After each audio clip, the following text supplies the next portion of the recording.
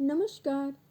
शब्द विन्यास 666 के सभी सदस्यों और आज जो पहली बार आए सदस्य हैं उन सभी का स्वागत और अभिनंदन है।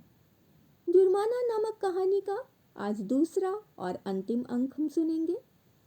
रचनाकार हैं उपन्यास सम्राट प्रेमचंद जी।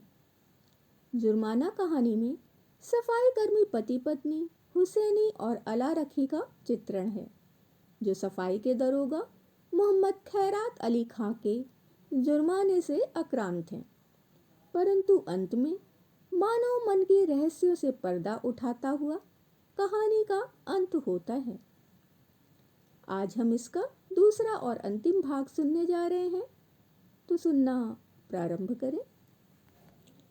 संध्या समय हुसैनी और अला रखी दोनों तलब लेने चले। अला रखी बहुत उदास थे। हुसैनी ने सांत्वना दी, तू इतनी उदास क्यों है? तलब ही ना कटेगी, कटने दे। अब की से तेरी जान की कसम खाता हूँ, एक घूंट दारू या ताड़ी नहीं पीऊंगा। मैं डरती हूँ, बर्खास्त ना कर दे, मेरी जीभ जल जाए।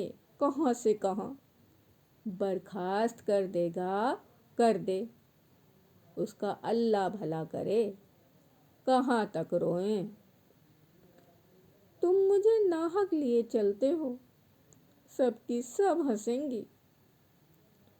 बर्खास्त करेगा तो पूछूंगा नहीं, किस इल्जाम पर बर्खास्त करते हो? गाली देते किसने सुना? कोई अंधेर है जिसे चाहे बर्खास्त कर दें, और जो कहीं सुनवाई ना हुई तो पंचों से फरियाद करूंगा, चौधरी के दरवाजे पर सर पटक दूंगा।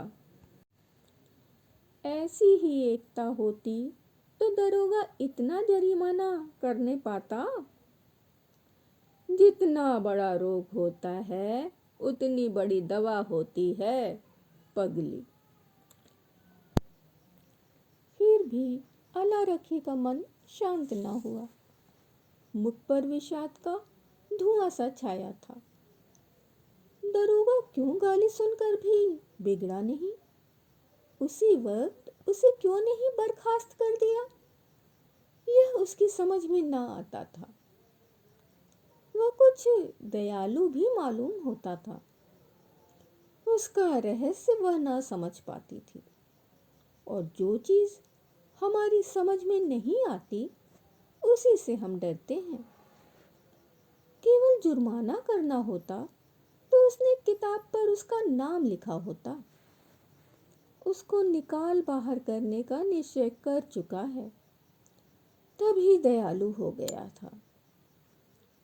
उसने सुना था कि जिन्हें फांसी दी जाती है उन्हें अंत समय खूब पूरी मिठाई खिलाई जाती है। जिससे मिलना चाहे उससे मिलने दिया जाता है। निश्चय बर्खास्त करेगा। म्यूनिसिपैलिटी का दफ्तर आ गया। हजारों मेहतरानियां जमा थीं, रंग बिरंगे कपड़े पहने, बनाव सिंगार किए। पान सिगरेट वाले भी आ गए थे, खोचे वाले भी। पठानों का एक दल भी अपने असामियों से रुपए वसूल करने आ पहुंचा था। वह दोनों भी जाकर खड़े हो गए। वेतन बंटने लगा। पहले मेहतरानियों का नंबर था। जिसका नाम पुकारा जाता वह लपक कर जाती और अपने रुपए लेकर दरोगा जी को मुफ्त की दुआएं देती हुई चली जाती। चंपा के बाद अला रखी का नाम बराबर पुकारा जाता था। आज अला रखी का नाम उड़ गया था। चंपा के बाद जहूरन का नाम पुकारा गया, जो अला रखी के नीचे था। अला रखी ने हताश आंखों से हुसैनी को देखा। मेहतरानियां उसे देख देख कर काना फूसी करने लगी। उसके जी में आया घर चली जाए। यह उपहास नहीं सहा जाता। जमीन फट जाती कि उसमें समा जाती। एक के बाद दूसरा नाम आता गया और अला रखी सामने के वृक्षों की ओर देखती रही। उसे अब इसकी परवाह न थी कि किसका नाम आता है, कौन जाता है, कौन उसकी ओर ताकता है, कौन उस पर हंसता है। सहसा अपना नाम सुनकर वह चौंक पड़ी, धीरे से उठी और नवेली बहू की भांति पग उठाती हुई चली। खजांची ने पूरे 6 रुपए उसके हाथ पर रख दिए। उसे आश्चर्य हुआ, खजांची ने भूल तो नहीं की। इन 3 वर्षों में पूरा वेतन तो कभी मिला नहीं, और अब की बार तो आधा भी मिले तो बहुत है। वह 1 सेकंड वहां खड़ी रही कि शायद खजांची उससे रुपया वापस मांगे।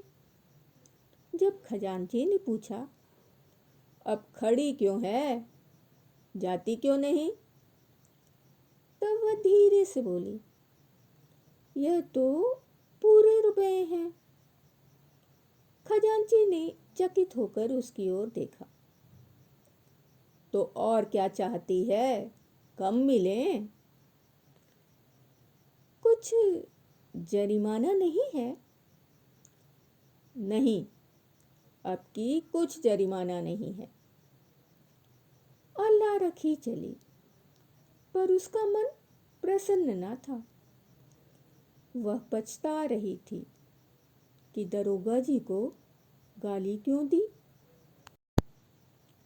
अभी आपने सुना प्रेमचंद जी की कहानी जुर्माना। आपको कैसी लगी हमें कमेंट्स के जरिए अवश्य बताएं। अपने चैनल को सब्सक्राइब कर लें, जिससे कि आप हमारे साथ हमेशा बने रह सकें। बेल आइकन को प्रेस कर लेने पर आपको नया आया अंक तुरंत सुनने को मिल सकेगा। प्रस्तुतिकरण अगर पसंद आ रही है तो लाइक कर सकते हैं, अपने मित्रों परिवारजनों में शेयर कर सकते हैं। अपनी पसंद की किसी अन्य रचना को सुनने के लिए हमें कमेंट्स के जरिए बता सकते हैं। आज के लिए विदा, धन्यवाद।